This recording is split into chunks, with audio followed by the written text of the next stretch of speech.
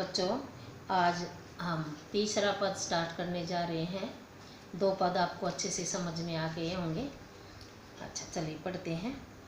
हमारे हरी हारिल की लकड़ी, हमारे हरी हारिल की लकड़ी, मन करम वचन नंदनंदन उर, यह दृढ़ करी पकड़ी। जागत सोवत सौपन दिवस निसी, कान्ह जकरी। सुनत जोग लागत है ऐसो, ज्यों करवी ककरी। सूतो व्याधि हमको ले आए, देखी सुनी न करी। यह तो सूर तिन्हीं ले सौंपों, जिनके मन चकरी। तो इस पद के अंदर गोपियों ने अपने बारे में बताया है उद्धव को कि हम तो श्री कृष्ण से एक निष्ठ प्यार करते हैं। हमारे हरी हारिल की लकड़ी, हमारे लिए हरि श्री कृष्ण हारिल पक्षी की लकड़ी के समान है। गोपियाँ उद्धव से कहती हैं कि हमारे लिए तो श्री कृष्ण हारिल पक्षी की लकड़ी के समान है। बच्चों, ये हारिल पक्षी क्या होता है और इसकी लकड़ी क्या होती है? एक पक्षी है जिसका नाम है हारिल, और जब वह आसमान में उड़ता है तो पैरों में एक लकड़ी का तिनका लेकर के उड़ता है और समझता है कि मैं इस तिनके के सहारे उड़ रहा हूँ। अगर उसके पैरों में तिनका नहीं हो तो वह उड़ नहीं सकता।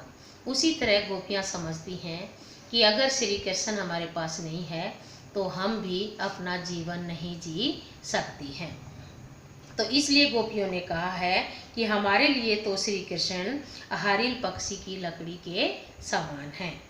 मन करम वचन नंदनंदन, और मन से, कर्म से, वचन से हमने नंद बाबा के नंदन को, यानी नंद बाबा के पुत्र को और हृदय में दृढ़ करी पकड़ी, दृढ़ता के साथ पकड़ा हुआ है, अपने हृदय में दृढ़ता से बसाया हुआ है। तो गोपियाँ कहती हैं कि हमने नंद के पुत्र श्री कृष्ण को अपने हृदय में मन से, वचन से, कर्म से, दृढ़ता से पकड़ा हुआ है।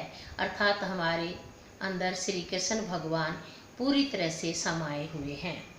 जागत सोवत सौपन दिवस निसी, जागते समय, सोते समय, सपने में, दिन में और रात में हम सब गोपियाँ कान्ह जकरी, हम गोपियाँ का श्री कृष्ण पुकारती रहती हैं, जपती रहती हैं।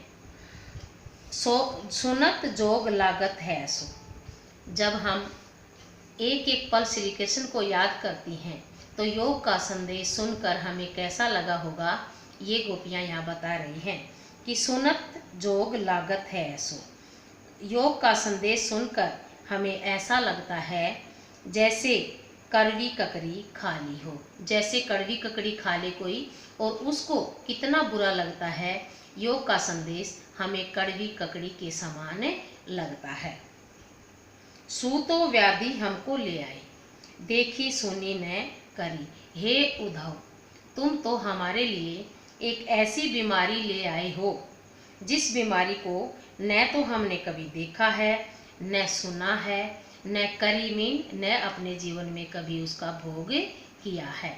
तो गोपियों ने योग साधना को एक ऐसी बीमारी बताया है जिसको उन्होंने ना कभी देखा है, ना भोगा है और ना ही उसके बारे में कभी सुना है। यह तो सूर तिन्हीं ले सौंपों, जिनके मन चकरी। सूरदास कवि कह रहे हैं, गोपियाँ उद्धव से कहती हैं कि तिन्हीं ले सौंपों, ये संदेश, योग का संदेश उन्हीं को ले जाकर सौंप दो। हे उद्धव, ये योग का संदेश उन्हीं को ले जाकर सौंप दो जिनका मन चक्री, जिनका मन चक्कर काटता रहता है, जिनका मन चंचल है, बदलता रहता है। और यहाँ पर किसकी तरफ इशारा कर रही हैं गोपियाँ कि किसको, हे उद्धव ये ले जाकर सौंप दो। अर्थात गोपियाँ कह रही हैं कि इसको ले जाकर श्री कृष्ण को ही सौंप दो। श्री कृष्ण ही हैं जो बदलते रहते हैं, आज यहाँ हैं और कल वहाँ चले गए, पहले हमारे पास थे और वो बदलते रहते हैं। पहले वो हमसे प्रेम करते थे, अब मथुरा के राजा बन गए हैं तो वे हमें भूल गए हैं। इसलिए गोपियों ने उन्हें चंचल मन वाला, अस्थिर मन वाला कहा है।